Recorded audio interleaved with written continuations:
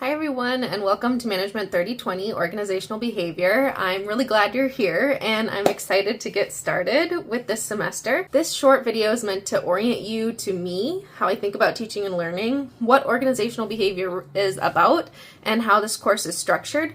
My goal is that by the end you feel grounded and not overwhelmed, and that you have a sense for why this course is developed the way that it is. My name's Professor Bailey Benedict. You can call me any combination of doctor or professor and Bailey, Benedict, or B. My Ph.D. is in organizational communication, and I've been teaching since 2015. I joined CSUSB though in 2021. I'm really looking forward to teaching organizational behavior because it sits right at the intersection of theory and real life.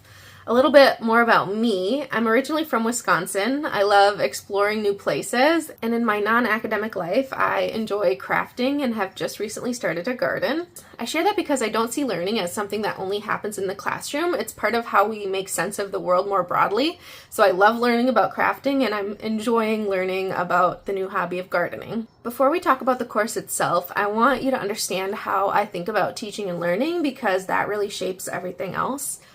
I care deeply about thoughtfully communicating, working, leading, and organizing, and I really think that learning starts with asking better questions and not just memorizing answers. I try to use research to understand really everything in the world, but in this class, human behavior. I think research for the sake of research is important, but it's more important, I think, is seeing what these theories and models really mean for us on the day-to-day.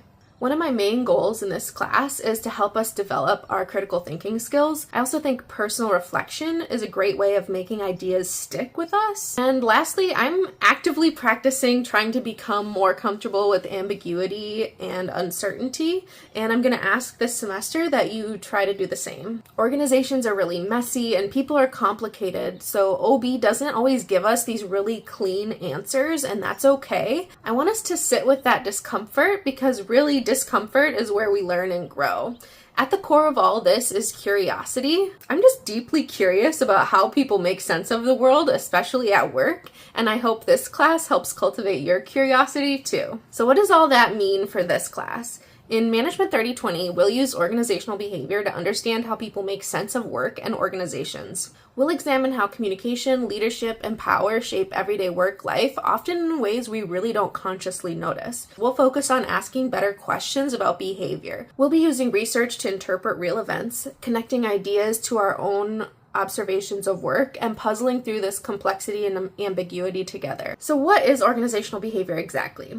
At its core, OB is about how people behave at work. We'll look at behavior at multiple levels: individuals, groups and teams, and organizations as systems. We'll explore topics like motivation, leadership, culture, power, ethics, and always with the goal of better understanding three things: the workplaces you're a part of now or will be soon, the people you work with or will be working with and interacting soon, and really honestly, yourself. I don't know how many fingers that was. If you've ever wondered why people act the way they do, this class is for you. How is this course structured?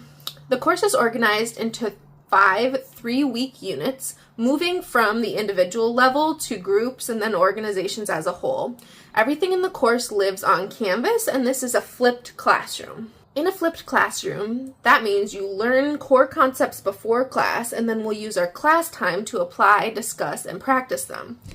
That's also why attendance really matters. Being physically present is part of the learning design. What this looks like in practice is that outside of class, you'll prepare for our sessions by reading the textbook and completing reading checks, watching play pause it videos that have embedded questions. Class time is active. You'll be applying concepts, engaging with the material, asking questions, working in small groups. We'll also have some assessments and some group work days built into our class time. So you should plan to attend class regularly. One of the major components of the course is the Do Good project, which is a semester-long group project. You'll work in groups of 5, which I'll assign with some feedback from you. It's a small service learning project designed to have a real-world impact.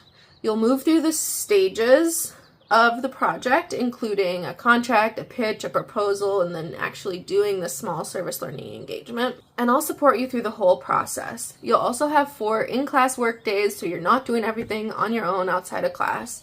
There'll be a lot more details to come later, so please try not to stress out about this yet. Let's talk about attendance. You can miss up to 3 classes and complete makeup activities with no questions asked, no emails required. Just complete the alternate assignment in Canvas and you'll receive 9.9 out of 10 points. The point 1 is to help me with bookkeeping. If you want to leave me a comment on the participation assignment, you can, but please don't email me about absences. We don't want to be missing more than 6 classes total. If you do, you'll fail the course, unfortunately.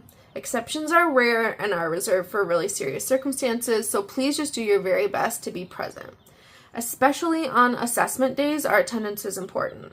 Assessments are essentially the exams for this course. If you do need to miss an assessment day, please email me as soon as possible.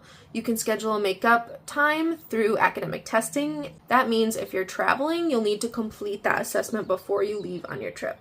You might have heard me mention, please don't email me about attendance. I want to be responsive via email, and I genuinely want to help, but I also teach about 150 students. Please don't email me about being absent, late, leaving early, or submitting assignments late. If you want, you can leave notes using the comment feature on Canvas. The only attendance-related emails I really want are for those missed assessments where we need to reschedule something. Many of the assignments include a place to add comments, so please feel free to use it. For some things, you may need to go to the Grades tab, which often opens a different view of the assignment. You can also find my responses in your Canvas inbox, so check there before following up. I really care about all the students in my class and want them to have a positive experience. Please don't hesitate to reach out and meet with me during office hours, especially if you need support. You can earn 20 points of extra credit. If you have accessibility or accommodation concerns, please reach out. And your mental health does matter. If something is getting in the way of your attendance and participation, I want you to feel comfortable reaching out to me, but I don't want to be getting emails that are just like, I'm not feeling well, I'm staying home today, or I have an appointment, so I need to skip class. I also don't need documentation of these illnesses. I don't want you to feel like you need to justify your absences to me. Hopefully your absences are few, and those times that you do miss class, you're able to complete the alternate assignment and get your points back. To wrap things up, what you can do to succeed in this course is do the preparatory work, attend and participate in class, ask questions, be engaged, and trust the process.